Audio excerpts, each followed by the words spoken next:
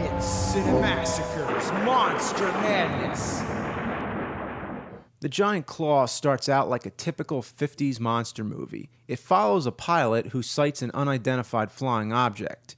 He tries to warn his superiors, but no one believes him.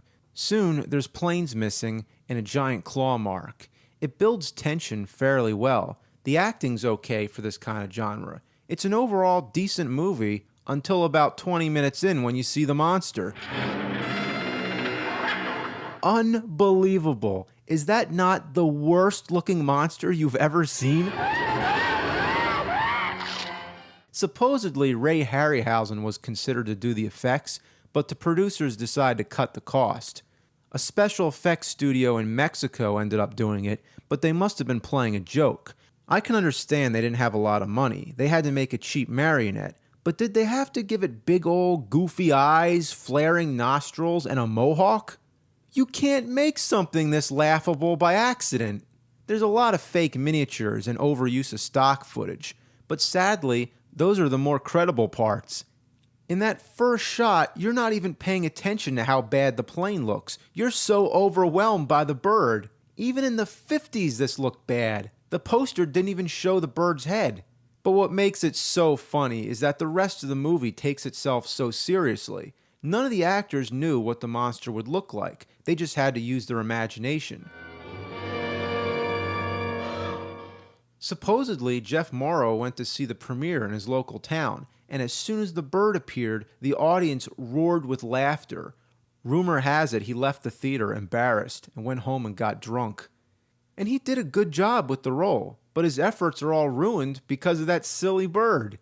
It's funny that he seems to be the one who interacts with the bird the most. He's the first character to see it when it looks like a hairball being blown across the sky.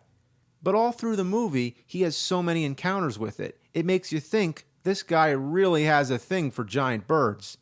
He's also the first character to coin the term flying battleship.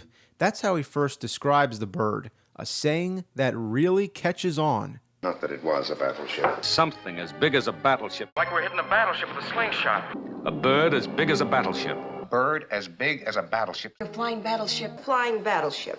Flying battleship. Flying battleship. Flying battleship. Flying battleship. Everyone, including the narrator, constantly refer to this thing as a battleship. I can understand if they compare the bird to a jumbo jet or something that actually flies, but why a battleship? But there's more. The bird is extraterrestrial. That's right. But how it got to Earth is what I want to know. The thought of that thing flapping its way through space makes me want to piss myself. It's also supposed to have an antimatter shield. Now it's just getting absurd. And it follows a pattern. Check this out. Well, see it? Oh, no. A pattern. Okay, that bird really has a strange agenda if instead of taking the most direct path, it just spirals out. How would you even see a spiral in that? Why didn't he just draw a straight line?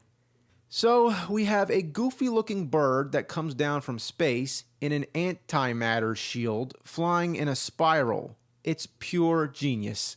That's why this is one of the best, worst movies ever made. Of course, The Giant Claw made it on my top 10 giant monsters video, coming in at number 1.